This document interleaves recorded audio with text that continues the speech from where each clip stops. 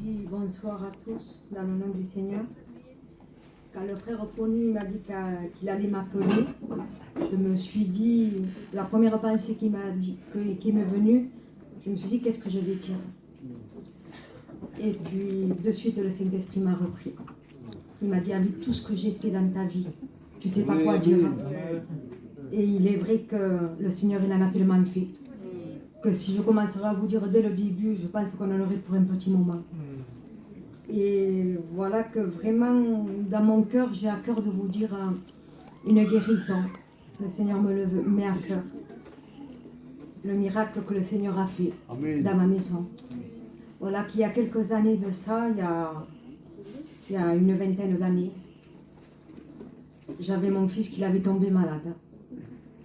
Au tout début, ça semblait pas grand-chose, un petit peu de fièvre. Et puis ça a duré un jour ou deux avec de la fièvre. Et puis ça allait pas mieux du tout. Alors là, je l'ai amené chez le docteur. Et quand je l'ai amené chez le docteur, vraiment le petit s'avait dégradé d'un coup. Et le docteur le consulte et le regarde et puis il me marque une prise de sang. Le laboratoire était juste à côté. Alors je l'amène à la prise de sang qui était à côté du docteur et puis j'étais sur la route, je rentrais à Sommières. Et sur la route, de suite, le petit vraiment, il s'est endormi carrément. Les yeux ne pouvaient plus s'ouvrir. Il était très fatigué. Et le docteur me rappelle. Il me dit, où c'est que tu es? J'ai dit, je rentre chez moi. Il me dit, non, ne rentre pas chez toi, va direct à l'hôpital. Et quand le docteur me rappelle et qu'il me dit ça, de suite, j'ai eu une crainte dans mon cœur. J'ai eu peur. J'ai dit, qu'est-ce qui se passe? Il me dit, cherche pas à comprendre. J'ai appelé l'hôpital et ils vous attendent. Alors qu'est-ce que je fais? On fait demi-tour et puis on va à Montpellier. Et quand j'arrive sur Montpellier, je vous avoue, j'ai eu peur. Parce que quand je suis rentrée aux urgences à Montpellier, vous les connaissez toutes, il y a plusieurs boxes d'enfants. Et là, ils avaient évacué l'hôpital. Je ne comprenais pas, il n'y avait plus personne dans l'hôpital. Et il y avait 8 médecins qui attendaient le petit.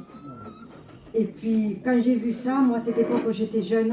Et je ne comprenais pas ce qui se passait. Je disais, qu'est-ce qui se passe? Et puis le docteur me dit, je ne cherchais pas à comprendre, ils ont pris le petit.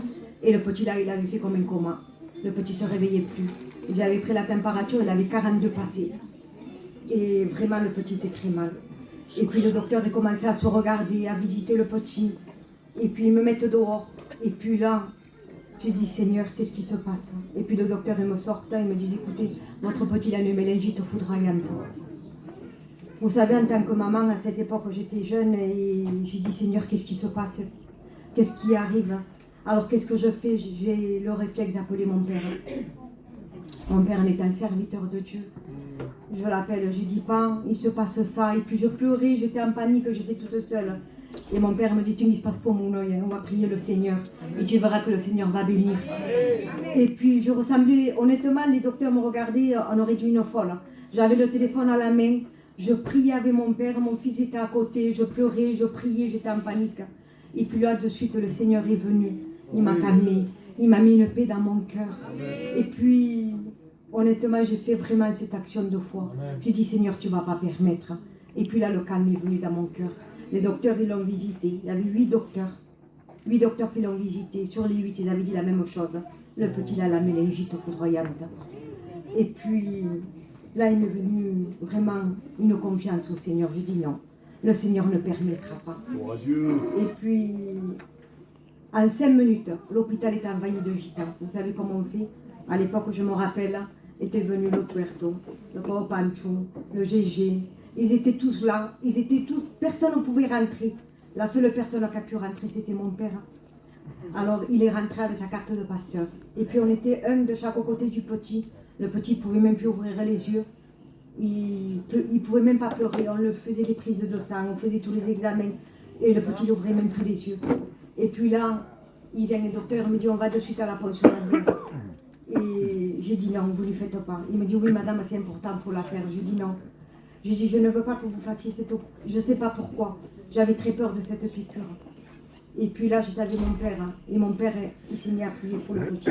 On était un de chaque côté. Et le docteur, il vient, il me dit, écoutez, madame, vous n'avez pas le choix. Je dis, oh pas, je dis, ce diable, que démon ici, il est fort. Mais nous, on a un Dieu plus puissant, plus fort. Et j'ai confiance à mon Dieu, le Seigneur ne permettra pas. Et puis j'ai mis vraiment ma foi en action. Et le docteur, il est revenu. Ça m'a même pas mis 10 minutes. Le docteur est revenu, il me dit, écoutez, le petit se plaint de la gorge. Il pleure et me dit, madame, il n'a pas une angine, votre fils. Il a une mélangite. J'ai dit, non, regardez, s'il vous plaît, une fois, la gorge. Et si vous me dites qu'il n'y a pas d'angine, je vous laisse faire la ponction lombaire. Et puis le docteur, il rentre avec un peu agacé, un peu énervé. Il rentre, il regarde le petit, il commence à ouvrir la bouche. Et il dit, écoutez, madame, c'est pas possible, je ne comprends pas. Je lui dis, qu'est-ce qui se passe? Il lui dit, votre petit, il a une angine. Il regarde la nuque du petit, la nuque du petit, il était souple. Il avait la nuque raide. Il dit, mais je ne comprends pas. Il a appelé des autres docteurs. Les autres docteurs, ils ont venu regarder. Ils ont tous dit non, il n'y a pas de mélangite du tout, c'est une simple angine. Et vous savez, j'avais confiance en mon Dieu. Je sais que c'est un miracle du Seigneur. Parce que les 8 docteurs ne peuvent pas se tromper. Un, à la rigueur, je veux bien, mais les 8 docteurs, ils avaient dit la même chose. Et puis, je sais que le Seigneur a agi. Vous savez, ce petit garçon que je vous parle là, aujourd'hui, il est à l'école biblique. Il est en train de faire sa 2e année. Le Seigneur avait un plan. Il ne s'est pas arrêté là parce que pour ma maison, j'ai mes enfants, ils se sont convertis. J'ai mon fils, il a 18 ans. Il appartient à Dieu. J'ai mes 2 filles qui s'avancent du Seigneur. Le Seigneur, vous savez, il fait les choses à merveille. Que le Seigneur vous bénisse. Amen.